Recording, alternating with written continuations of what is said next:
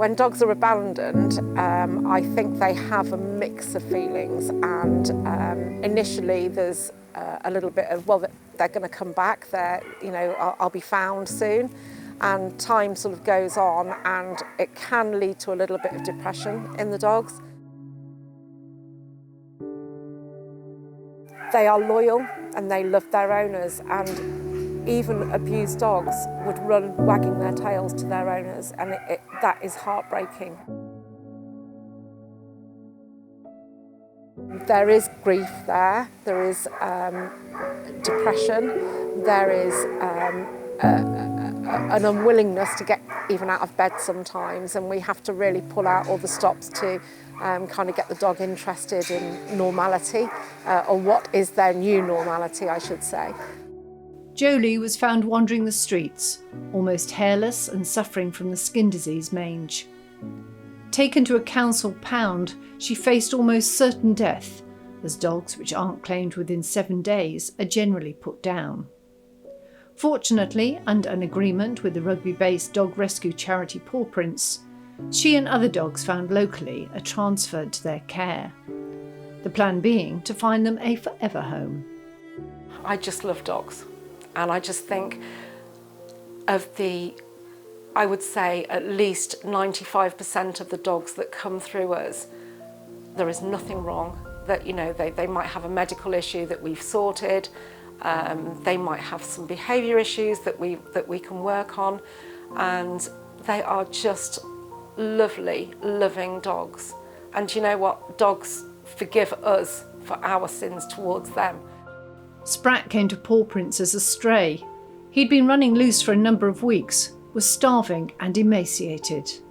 We do believe he's been beaten, just because if you move too quickly with your hand, he cowers, hits the floor and trembles. So we know there's been some kind of trauma there in the past with him. And but he loves food, and he's a massive foodie, and that's really helped. So he has very high reward treats when he's doing something good. So the intro today is with hopefully his adoptive brother and his future adopters. We've worked on the relationship with the adopters themselves, and now we're bringing the dog into the equation. And it's going to be a long process. We're doing off-site walks, we're doing on-site play, and today they didn't really want to interact. It's quite a warm day, so we're not too worried about that. The feelings are good, there's no nastiness between the two of them. And so I think probably mid-September we'll make the transition into a foster home to begin with them, and then eventually adopt him out to them when we know everything is fine. After assessments by the charity specialist team, he's now living with his adopted family, who are seeing his confidence grow every day.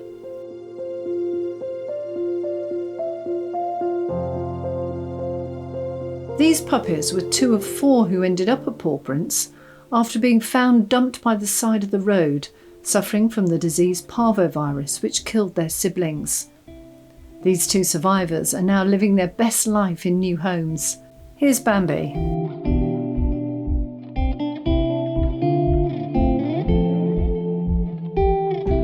Sprat is proof there can be a happy ending for rescue dogs. We got him specifically, a bit selfishly really, for our other dog that was a border collie, and he was 2.5 years old, so we got Gizmo to keep him company. Never had a rescue before. We went to the dog trust and looked around, and actually it was quite funny because we saw a border collie first, which was absolutely gorgeous, and I'm all for border collies. And it was like these perspex up. So I went to the perspex and I said, "Oh, aren't you gorgeous?" Like he was all loving. But my husband came over her head and honestly he went absolutely ballistic at the perspex. And my husband said, "Oh, I'm not having that one." So I asked if they had any others border collies. I would have had any dog, but border collie was my first choice. And they said, "Oh, we've just had some coming from Ireland." So I think it was something, they said something about some financial crisis over there. So they only had 1 or 2 dog rescues in the whole of Ireland. So that it was quite common for the dogs to be shipped over here. So they said he's only just come in from Ireland. So we went to look at him and honestly, he was minging. He'd only just come in. I mean, he was only 11 kilos. I mean, he's now 20 odd, but he had like no muscle or anything. He was obviously been stray for a long time, and his coat was, it was. And I looked at him and I went, really? And Tony said, oh, but he's got such kind eyes. And Grady was called Benji, but they'd only had him like a day or so. So we went in there and he came up to us and played with us, you know. We said, well, it all depends whether he gets on with Widget. And so we arranged a visit with Widget to come along, and they had like an open plan place, don't they, where they let the dogs off together, and it's just like that. They were just best mates. Eva and Sally, both rescue dogs. Eva I've had 4.5 years, and she is originally a Dogs Trust rescue dog, but came actually through an older member of my family because they were getting dementia and health issues, and she needed looking after while they were in hospital, and she's eventually stayed with me. And Sally I've had for 4 months, and she used to belong to a lady in a nearby village, and she's gone into a home because she's got dementia and she's losing her eyesight, so she couldn't look after the dog anymore.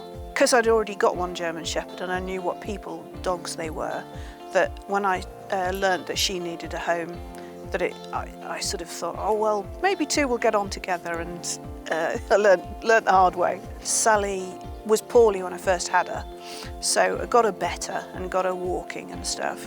And when she felt a bit better, they did have a few clashes, so I had to get a dog behaviouralist in to put me above them, because there was a hierarchy problem where I was at the bottom and these two were fighting for supremacy. And a dog behaviouralist came along and gave me the right tools to put myself above them, and they palled up and became a unit, as opposed to trying to fight each other for being top dog. So, but that worked. I was always brought up looking after sort of reject dogs from other people, I suppose. They're such they give a lot of love. They're a great companion, and it's nice to give them some freedom and some, you know, a nice home, and make them healthy and happy. Yeah, definitely. We got Barney after we lost our previous dog, a German Shepherd, and decided that we wanted to give something back. So we went to a local rescue centre. Originally we'd gone to look at 2 Labradors, and we decided that the more active Barney was going to be more suitable for our lifestyle. So that's how we ended up getting him. And a couple of years after we got Barney, we decided that we really liked the Kelpie breed, and then we decided to get a Kelpie puppy. So we did that. When we first got him, he was quite destructive, and it was clear that no amount of exercise was going to satisfy his needs, and that he needed to use his brain. So I joined a local dog training club and took him along for classes, and he showed a real attribute for obedience, and so we started competing in obedience. And then following on from that, we started agility training, and which he absolutely loves, and so we started competing in agility, and he was amazing. You know, I can highly recommend anybody who's interested in getting a rescue dog to really consider it, because in some respects, although you don't necessarily know their whole background, you can see them when they've gone past the sort of early puppy stage and know what their personality is like. So you do have a little bit more of an idea about what you're actually going to end up with. Unlike Pebbles, who we got for, as a puppy with the intention that she would do obedience and agility, and she decided she doesn't actually like doing any of that, and the whole thing is far too stressful. So she's great at training at home, but not for competing. So it was quite interesting to see the complete difference between the two of them. he's such a character, and I think that really he opened up a whole new life for me, because once taking him to training got me into obedience. I really enjoyed going training to club every week, and ended up as secretary of the club and then consequently teaching at the club. So he's actually opened up a whole social life for me, as well as being a fantastic family pet. And he's brilliant with the grandchildren, and we really wouldn't be without him. You know, he's sort of brought a lot of joy into our life and a lot of fun. Meanwhile, Jolie is getting closer to the time she can be adopted. She's been given the all clear by the vet, and it's time for a wash up and brush up. We don't know anything about her background. With her being a stray, we have no idea. She is the sweetest little thing, and she really is a bit of a pocket rocket. So she likes her zoomies, and she's just delightful. And everything that she's been through, and she was really sore when she came in, really red. Her chest was red raw. And she's let us do everything. She's let us handle her. Nothing nasty about her whatsoever. She's so sweet. Maureen, a former land girl in World War II, and her husband Bill always had rescue dogs. He too served in World War II, on ships which brought much needed food and necessities into Britain from countries like Canada, where they would dock at a place called Labrador to load up. There were Atlantic convoys going over and bringing us back food all the time. And the men had put their jackets down to serve as goalposts. And Rocky had lain on one of them, and they picked him up and took him back on board. But when they got to Liverpool, the captain said every animal, there were more than one, must be taken off. And he was put on a train and sent to Ilmington, where my husband's family had him. Maureen met Rocky when she and Bill began dating. The first I knew of him was when I met my husband, when he was a farm worker. And I met him at the same time because he was an old dog by then. And my husband just so adored him, and I remember him breaking down in tears when he had to be destroyed, as they said in those days. There were soon other rescue dogs to fill their home, as Maureen couldn't resist when scrolling through charity websites advertising dogs which needed a home. All of them are looking for love. Dogs.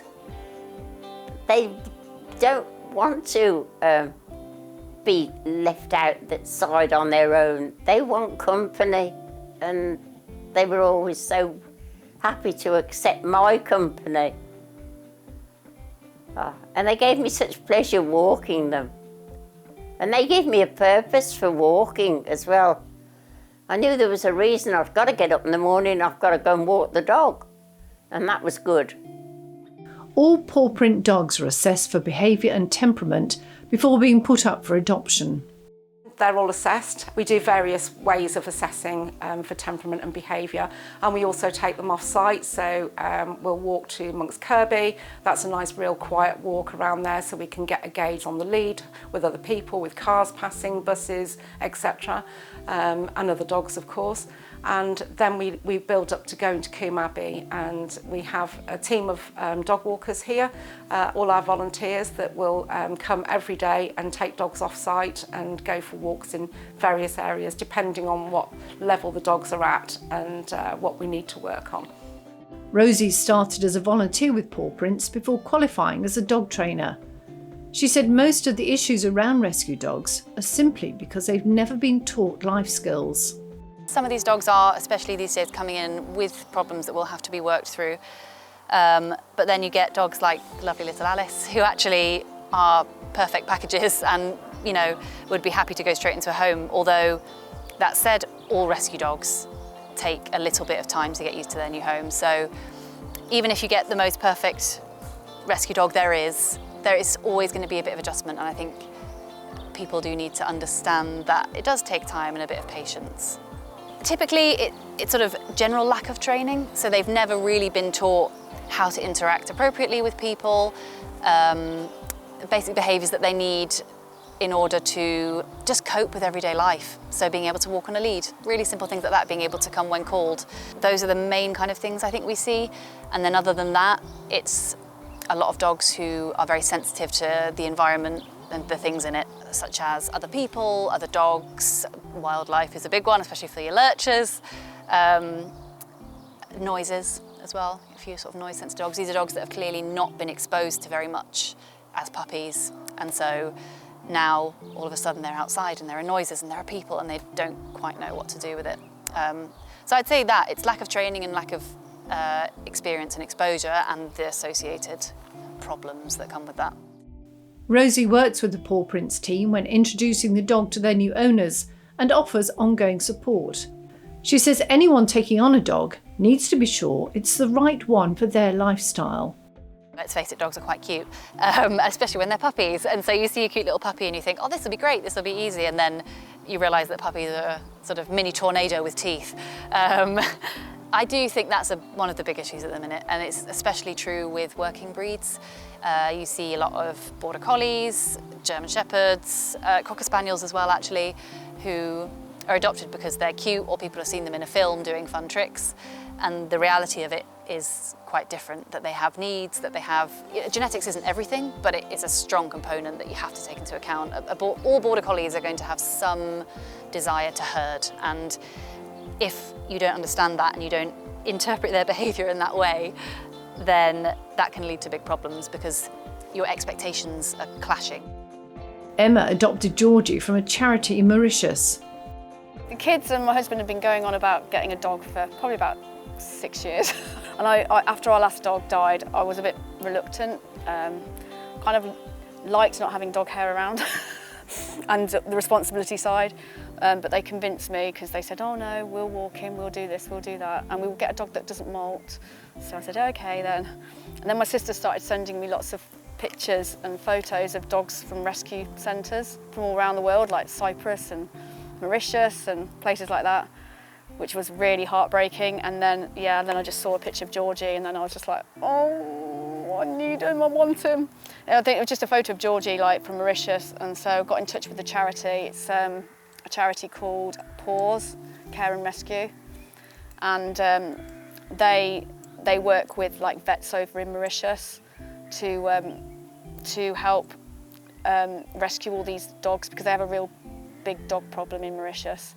You definitely need to be patient and know that they're not going to be this perfectly behaved dog and that they probably will have issues. So I think you've got to be quite forgiving of them as well. Yeah, and I have said before, I don't know if I'd have another rescue again. You don't know, do you? You don't know how you're going to feel afterwards, but he has been hard work. He continues to be hard working at times. He's definitely not like an easy dog because of his mental state. But yeah, I just think that really, I think if you're going to get a rescue, expect the unexpected. The family just love him. They say to me, they say, oh, they say he's the best dog in the world, and they say, oh, he's got so much character. They're so forgiving of him, and they just absolutely love him. He's just part of the family, and I don't know. I think it's nice to know that we've saved him. I think that makes you feel good. So, and he's having the best life here, really. You couldn't ask for more, really. Emma had tried unsuccessfully to adopt from a dog rescue in the UK. So too had Claire, who adopted her dog from a UK-based charity which rescues strays from Bosnia. They were very good, the rescue, very thorough with all the pre-care to say that you need to know what you're signing up for. You've got to be dog savvy. They've come and sent someone round, they did an hour's check, they checked all the fences and the gates and where they would sleep and where they would be able to decompress when they came. They've got a holistic dog trainer attached to them who does all the post advice that you can tap into still, and they've got the aftercare family and they check in. If you haven't checked in on the website, they message you and say, can you show us some pictures, how are things going, and if anything was to go untowards or you couldn't have the dog anymore for whatever circumstances, the dog goes back to the rescue. They're very, very strict on that. She was rescued off the streets with her mum and her 2 siblings, and they were just scavenging. She was feeding them out of bins, they were just sleeping at the side of the road, and there's a lot of abuse of dogs in Romania, Bosnia. People kick them, punch them. Oh, it's awful, awful. Burn them. The state that some of these dogs are in, you can understand why they have so many issues. But I think because she was young and rescued quite young, I think that's been a saving grace for her, that she wasn't as exposed to that as some of the dogs are out there. And they spay them as well. They rescue them and spay them. It's given us routine back, a reason to get up in the morning for us. I find walking very therapeutic, but I stopped going walking so much because I didn't have a purpose. Now I have to go, and I go twice a day in all weathers, and it's lovely. And she cuddles us on the sofa at night. She's the most happy person to greet me when I walk through the door. Everybody else ignores me. At least I know the dog loves me. And my husband was reticent, and he's always been a dog lover. He said, I can't do it again. And you'll come down at night and she's on his lap and they're just cuddled up. So for him, I can see the joy it's brought him again. So yeah, she's lovely. Aid and Helen made the choice to adopt from overseas through the East Midlands Dog Rescue. We've got Mika and we've got Alvy. Mika's about 8 months old. He's a rescue dog from Cyprus, but brought over by East Midlands Rescue. And Alvy is also a Cypriot street dog, and he's about 18 months, maybe 2 years old. Again, brought over by East Midlands Dog Rescue. They both lived their lives on the streets before they were rescued, but Mika we know more about. He was rescued by a lovely lady, an expat who lives out in Cyprus. She found him by the side of the road when he was approximately 8 weeks old. And we're told that out in Cyprus and various other Eastern European countries, they don't really like black dogs or black cats. They're bad luck. And so they're very often rejected very early on, even by their own mothers. When they're running in packs on their street, we're told that the mothers realise very quickly that this is why they're not getting fed or they're not being welcomed by people, because they get these particular black dogs, even the children throw stones at them and are awful to them. And so Mika was just found on his own at 8 weeks old, trying to cross a really busy road. Our feeling about rescue dogs is there are so many dogs out there that need homes, and we noticed a lot of it after lockdown. Lots of people got puppies. We saw it an awful lot, didn't we, walking our dogs, and people for some reason had paid thousands and thousands for pedigree dogs that a lot of them had inbred problems with them as well. And every rescue dog we've ever had, and this is our 4th now, Mika's our 4th, they're all mongrels, and none of them have ever had any health conditions, just old age when they've got old, isn't it? It really has just been arthritis, and they've all lived to a grand old age. So I think a rescue dog, certainly a mongrel anyway, you know, they really are some of the healthiest dogs you can get. But I do think all dogs deserve a good home. And some people, I'm not saying that anybody who has a pedigree or buys from a pedigree is a bad person. I'm not saying that in the slightest. But there are so many dogs out there that are desperate for a good home. In the UK as well, you know, not just from abroad at all. And we would have a rescue dog any day of the week, wouldn't we? Right. Yeah, we've been very lucky with the dogs we've had so far. They've all had lovely personalities. You never know what you're going to get. You know, you can try and work out what breed might be in there, and you can now get them DNA tested. So we have had these 2 tested, so we've got an idea. But they've got several breeds. But you can see, it's all about the scent with this one. This one's all about the play, and it's interesting working out what makes them tick. So that's another reason. It's a bit of fun. And yeah, it's just, you're all doing these dogs a good turn. It's very rewarding. And, I will say they're very well behaved. They're so well behaved. Look at them, hey? Well, Jenny came to me from the Cinnamon Trust after her owner passed away, and she was meant to come as a foster, but she got in the car and we went back home, and that was it. She was never ever going to go anywhere else. So she rules the house now. We've been together for 5 years. She comes with me everywhere, to the office, on the train, in the car, round to see friends. And she just settled in really well. She takes everything in her stride and she's adorable. Meanwhile, Jolie too has found her happy ending. Her new owners had just lost their previous rescue dog and hadn't planned on getting another one right away. But Sarah's sister is the dog warden. We had a bit of a tragedy with White Boxer died, and the following day Sarah's sister picked up Jolie and told Sarah that she picked this beautiful little dog up who'd been dumped and had no skin on her. No fur. And it might be something that we'd consider. At the time we were away on holiday, trying to get over the tragedy of losing our boxer who died very suddenly. And when we came back, we thought, well, we'll have a period of rest from having a dog. Obviously, we'd had 2 dogs, both died this year. So we decided, and then as things went on, you come home and there's no noise, you come home to an empty house. We kept thinking, well, maybe we'll think about getting another dog. We'd looked, Sarah's sister told us that Jolie, as we then found out, was still available at Paw Prints. So we decided to register an interest while I was away. It's deja vu, isn't it? Sailing. Every time I go away sailing, we seem to have another dog. Sarah and my son and his fiancée went to have a look at Jolie.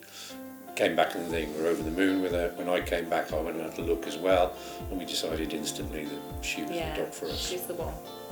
you've always had rescue dogs. Why? I always say adopt, don't shop. There's so many out there. Give them a second chance, really, because we've had 5 or 6. Five. And every one of them have been lovely dogs. Every one of them had different characters. How quickly did she settle in? Because people do worry about. In the car in about 15 seconds. 15 minutes in the car, she was asleep. No, I sat in the back with her, even less than that. Within a minute, she was settled down virtually. In the house, I should say, within half an hour, she owned the place. Yeah, she took herself upstairs and, had a little recce round. And, she was fine. Yeah, she was fine. And walking-wise, I mean, obviously we didn't know at the time, but within the first day we took her off the lead and she comes back and she was very responsive, very friendly with other dogs, not aggressive, very friendly with people. She has just found a bark, which we've not noticed before, but other than that, as you can see here, look, she's very chilled. You're a little chill, aren't you? And all they need is a bit of love and attention.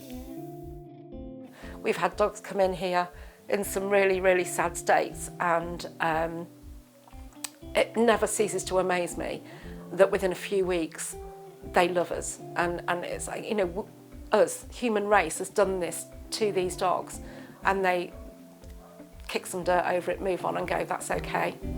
We should all be more dog, I suppose.